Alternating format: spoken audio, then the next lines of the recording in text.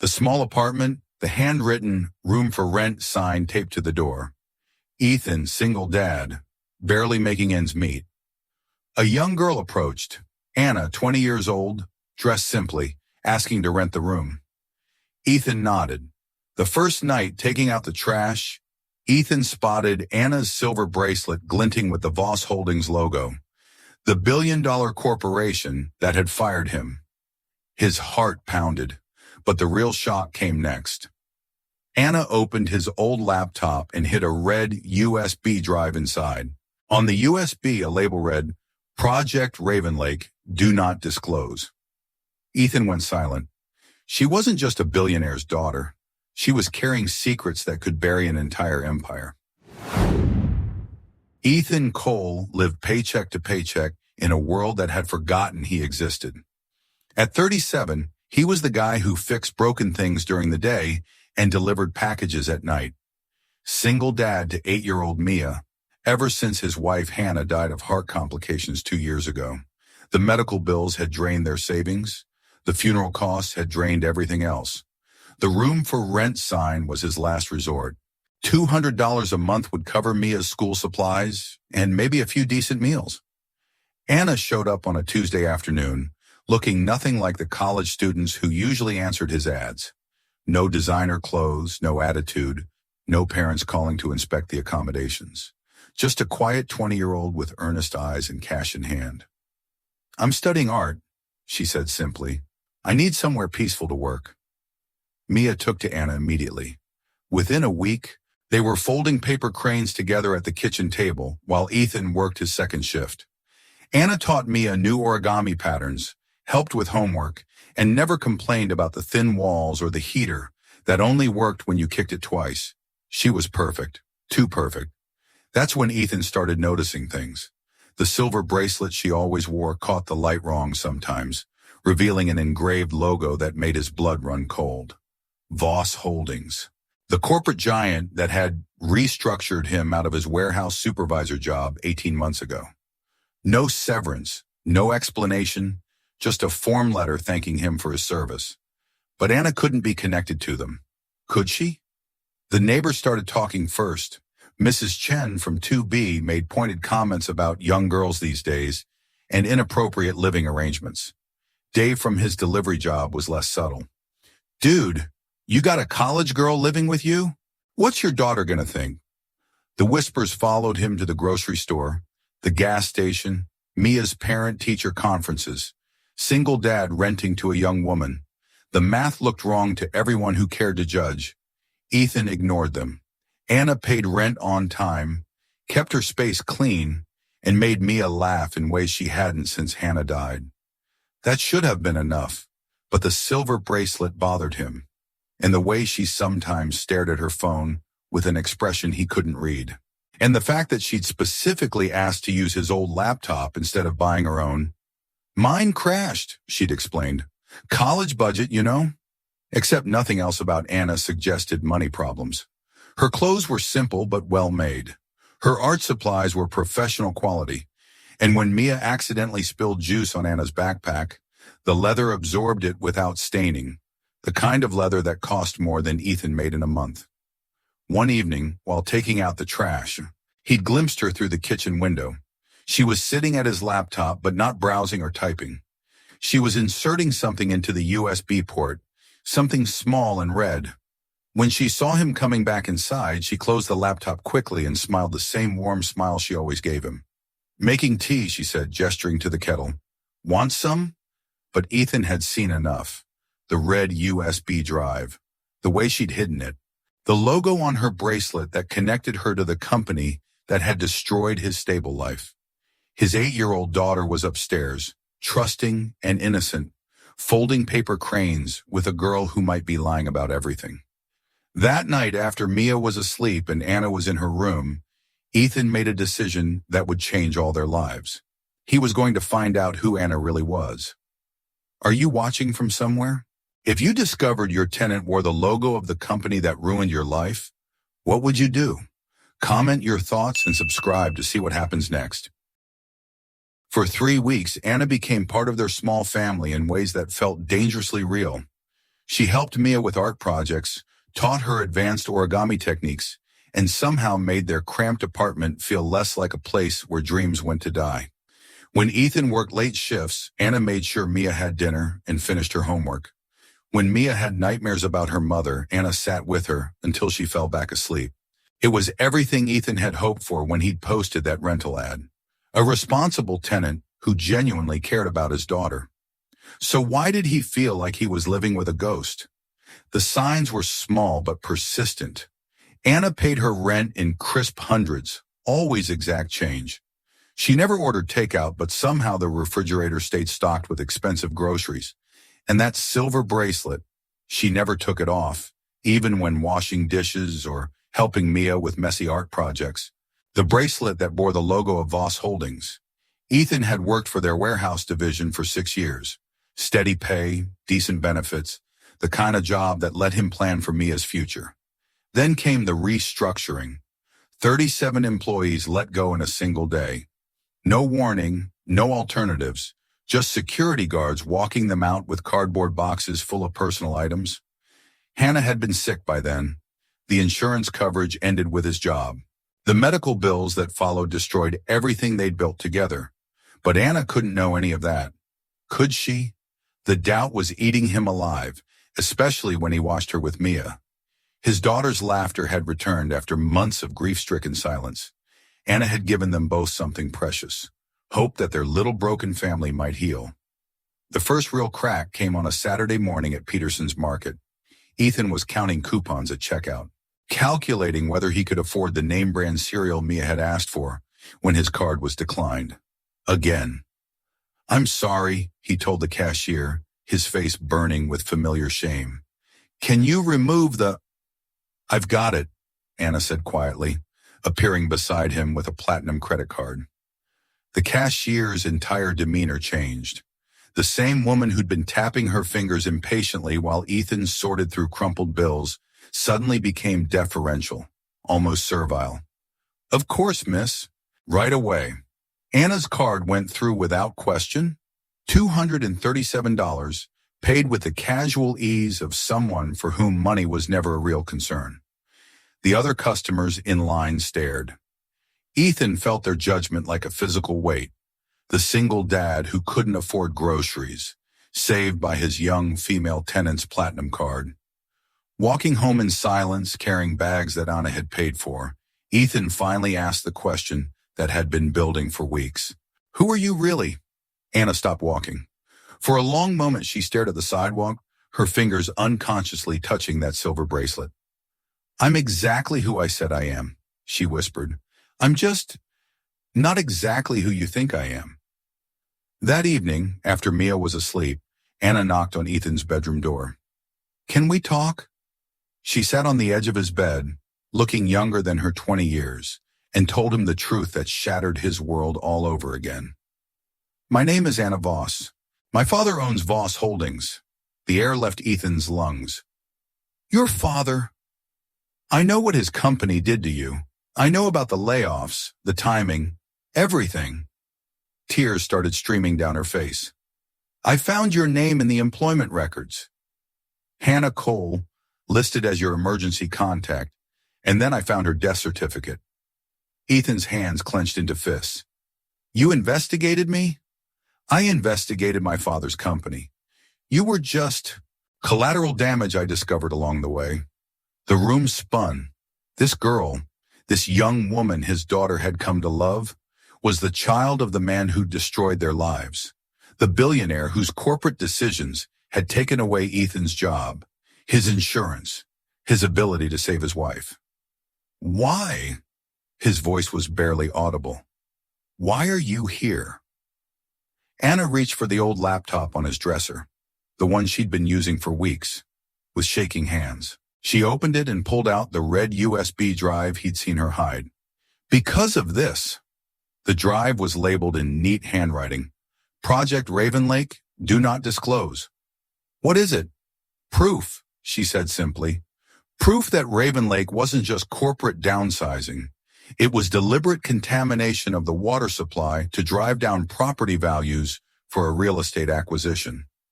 17 people died from the contaminated water.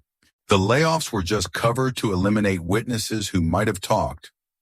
Ethan's world tilted. 17 people? Anna nodded, her face pale, including Hannah Cole. The heart complications she died from? They were caused by prolonged exposure to industrial chemicals that my father's company dumped into the municipal water system. The USB drive sat between them like a loaded gun. Hannah didn't just die because I lost my job, Ethan said slowly. She died because your father poisoned her. Yes. Outside, a black SUV had been parked across the street for the past hour. Anna had noticed it first, her body tensing in a way that spoke of long-practiced fear. They know I have it, she whispered. They know I'm here. And now they know about you and Mia. As if summoned by her words, the SUV's doors opened.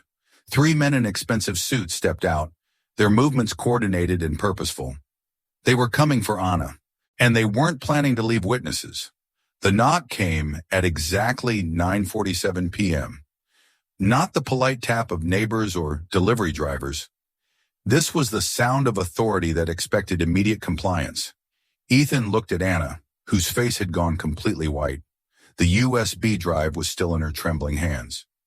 Mr. Cole, a voice called through the door. We'd like to speak with you about your tenant. Ethan's protective instincts kicked in. Whatever Anna had done, whatever secrets she carried, Mia was upstairs sleeping. His daughter's safety came first. Just a minute, he called back, then whispered urgently to Anna, hide that drive. Now. Anna shoved the USB back into his laptop and snapped it closed. Ethan, I'm so sorry. I never wanted to bring this to your home. Too late for apologies. He opened the door to find 3 men in perfectly tailored suits, the kind of suits that cost more than most people's monthly rent. Behind them, neighbors were peeking through curtains and cracking doors, drawn by the expensive cars and obvious drama. The man in the center was older, with silver hair and the kind of presence that commanded boardrooms. His eyes swept past Ethan dismissively before settling on Anna, who had appeared in the hallway. Anna, it's time to come home. I am home, she said quietly. The man's laugh was cold. This is what you call home? He gestured around Ethan's modest apartment with obvious disgust. A cramped rental with a... His eyes found Ethan again. Maintenance worker. One of the younger men smirked. Sir, maybe we should explain to Mr. Cole exactly who he's been harboring. But Anna stepped forward, her chin raised with surprising defiance. No, I'll explain. She looked directly at the growing crowd of neighbors, her voice carrying clearly in the night air. My name is Anna Voss. My father is Richard Voss, CEO of Voss Holdings. And I stole classified documents proving that his company murdered 17 innocent people. The statement hit like a physical blow. Mrs. Chen gasped audibly. Dave from the delivery service whistled low. Richard Voss's composure cracked for just a moment. Anna, you don't know what you're... Hannah Cole, Anna continued, her voice growing stronger. Maria Santos, David Kim, James Patterson. 17 names on a list of people who died from contaminated water that your company deliberately dumped to drive down property values. Ethan felt the world spinning around him. Not only had Anna confirmed that Hannah's death was murder, she was announcing it to the entire neighborhood. You have no proof of these allegations, Richard said smoothly, but his eyes were scanning the apartment, looking for something specific. Actually, I do. That's when Ethan realized what Anna was doing. She wasn't just confronting her father. She was creating witnesses. Every neighbor who'd come out to gawk at the expensive cars was now listening to a confession of corporate murder, and some of them were recording on their phones. Richard noticed the cameras too. His mask of controlled authority began to slip. Everyone needs to go back inside, one of his security men said loudly. This is a private family matter. Is it? Mrs. Chen called out. Because she just said you people killed 17 folks. That ain't private. Dave stepped forward, his delivery company uniform making him look official despite his youth. Sir, if what she's saying is true, we got a right to know. Some of us drink that same water. The crowd was growing. Other apartments were emptying as word spread through the building. Anna Voss, Billionaire's daughter, living in their building, accusing her father of mass murder. Richard's control was evaporating by the second. Anna, get in the car. Now. No. You're 20 years old. You're my daughter. You'll do as I say. I'm 20 years old, Anna repeated, stepping closer to Ethan, which means I'm an adult who can choose where to live. And I choose here. She reached into her pocket and pulled out a folded piece of paper, the handwritten rental receipt Ethan had given her on her first day. This is my legal residence. This is my rental agreement. And this man, she gestured to Ethan, has been more of a father to me in 3 weeks than you've been in 20 years. The crowd murmured approval. Someone started clapping. Richard's face flushed with rage and humiliation. You think this poverty-stricken nobody can protect you from me?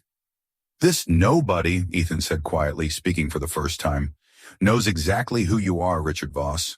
He pulled his phone from his pocket, held it up so everyone could see the screen. I've been recording this entire conversation, every threat, every admission, every word. The blood drained from Richard's face. And so has she. Ethan nodded toward Mrs. Chen, who was holding her tablet high, the red recording light clearly visible. And him, Dave waved his phone. And me. Another neighbor stepped forward. Within seconds, a dozen phones were visible in the crowd, all recording, all capturing Richard Voss's meltdown in real time. You can't use any of this, Richard sputtered. Attorney-client privilege, family privacy laws. Don't apply to confessions of murder, Anna said calmly, especially not when they're made in public. From upstairs, a small voice called down, Daddy? What's happening? Mia appeared at the top of the stairs in her pajamas, holding one of the paper cranes Anna had taught her to fold.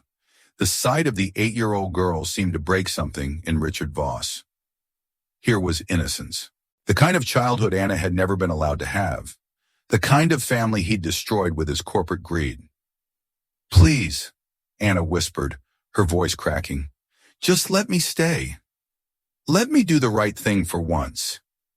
Richard looked around at the cameras, the witnesses, the evidence of his empire crumbling in real time. This isn't over, he said finally. Yes, it is, Anna replied, because tomorrow morning I'm walking into the FBI field office with everything I have. And tonight, everyone here heard you try to stop me.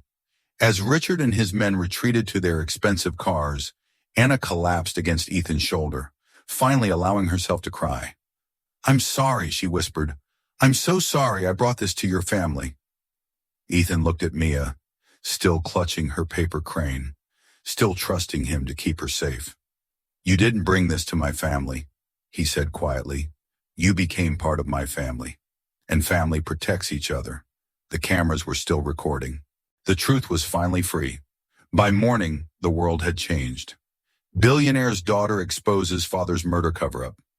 While living with single dad became the most watched story across every platform. The video of Richard Voss's meltdown, captured from 12 different angles by Ethan's neighbors, went viral within hours. The footage was devastating. A corporate titan reduced to threats and stammering denials, while his own daughter stood up to him in a cramped apartment hallway.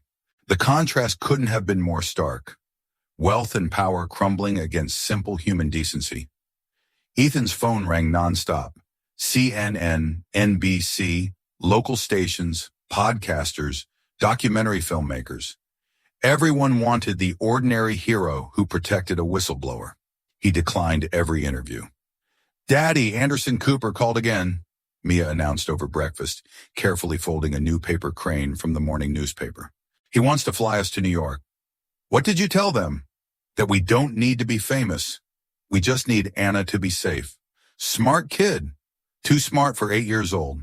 The real satisfaction came from watching the investigation unfold in real time. The FBI arrived at Ethan's apartment before noon, not to arrest anyone, but to formally accept Anna's evidence. The USB drive that had been hidden in his old laptop contained 3 years of internal communications, financial records, and engineering reports proving that Project Raven Lake was intentional environmental terrorism disguised as cost-cutting measures. Agent Sarah Martinez, the lead investigator, explained it to them in simple terms. Miss Voss, what you've provided is the most comprehensive corporate murder case file we've seen in 20 years. Voss Holdings stock crashed within hours of the news breaking. Trading was suspended by 2 p.m. By evening, the company's board of directors had called an emergency meeting to discuss leadership transitions. Richard Voss was arrested at his mansion at 6 a.m. the following day, led away in handcuffs while news helicopters circled overhead. The man who'd once commanded boardrooms worth billions was now doing the perp walk in his bathrobe. The charges were extensive: 17 counts of negligent homicide, conspiracy to commit environmental crimes, obstruction of justice, witness intimidation, and racketeering. Each count carried a potential life sentence. But the sweetest revenge was quieter, more personal. The families of the 17 victims, including Ethan and Mia, were granted first priority in the class action lawsuit that followed. The settlement numbers being discussed started with 10 figures. Ethan wouldn't have to work double shifts anymore. Mia could go to the best schools, get the best health care, have the opportunities he'd never been able to provide. All because a billionaire's daughter had chosen to live in their tiny apartment and fight for what was right. The media circus was relentless, but Ethan's neighbors had become an unexpected shield. Mrs. Chen appointed herself as media liaison, which meant she stood guard in the lobby and told reporters exactly what she thought of them, bothering good people who just did right. Dave organized the other delivery drivers into an informal security network, making sure Anna could come and go without being harassed by cameras. The entire building had rallied around their unlikely family. Anna, meanwhile, was dealing with her own transformation. Disowned by her father, cut off from the family fortune, she was learning what it meant to live without unlimited money for the first time in her life. "I've never had to budget for groceries before," she confessed to Ethan one evening, staring at a calculator and a handful of coupons. "It's not about the money," he told her gently. "It's about knowing what things actually cost." She was working part-time at a local art supply store, saving money for community college, learning to live like the rest of the world. The silver bracelet with the Voss Holdings logo had disappeared, replaced by a simple chain Mia had made from origami paper. The investigation revealed layers of corruption that went far beyond Project Raven Lake. Richard Voss had been running a criminal enterprise disguised as a legitimate business for over a decade.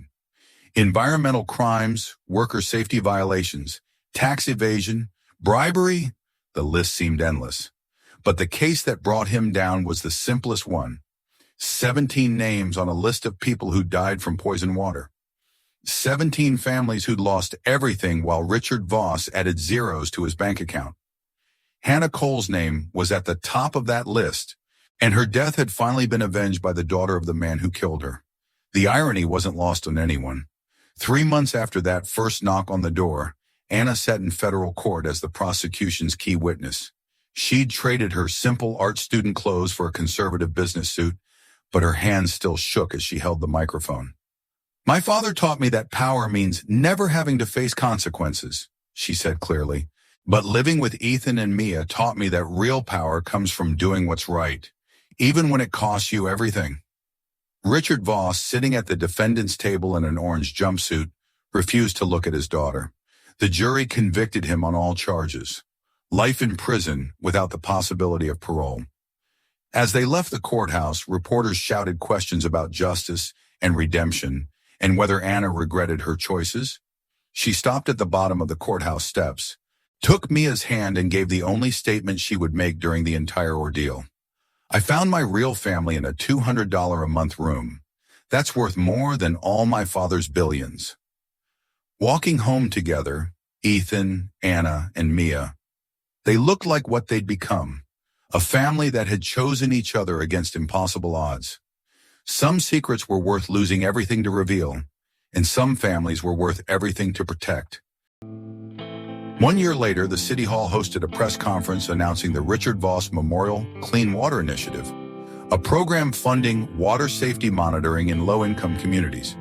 The irony of naming an environmental protection program after the man who'd poisoned 17 people wasn't lost on anyone. Sometimes justice came with a bitter sense of humor. Anna stood at the podium beside the mayor, no longer the frightened girl who'd hidden USB drives in old laptops. She wore a simple blue dress and the paper chain bracelet Mia had made her, now weathered from a year of daily wear. When it came time for remarks, Anna didn't give a speech about corporate accountability or environmental justice, though she could have.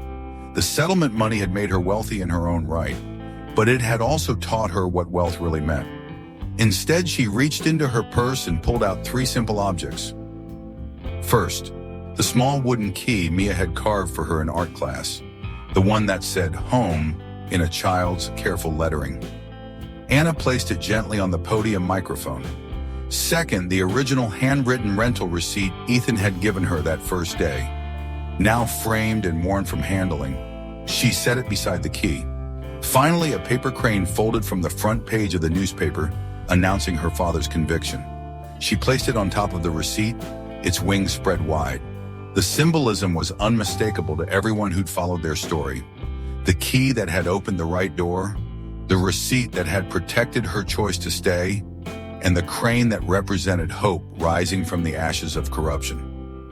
A photographer captured the moment, and the image spread across social media with a simple caption, "The room she rented saved lives." After the ceremony, the 3 of them walked home to the same apartment where it had all started. The room for rent sign was long gone, replaced by a small plaque that read, "Cole Voss Family." "Are we really keeping my last name?" Anna asked, the same question she'd posed a dozen times since the adoption papers were filed.